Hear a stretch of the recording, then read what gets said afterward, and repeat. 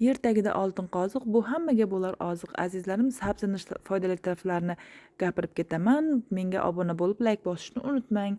Sabzini har kuni ertalab bir bakal sabzi sharbati iching. Chunki sabzi sharbati teri qurishini oldini oladi. Teri kasalliklarini oldini oladi. Yuzga ajin tushishini oldini oladi. Ko'z nuri susayishini oldini oladi. Ko'zdagi og'riq, suyakdagi og'riq, bo'g'imlardagi og'riq hammasini yaxshilaydi. Yurakka foydasi bor. Organizmni tetiklashtiradi.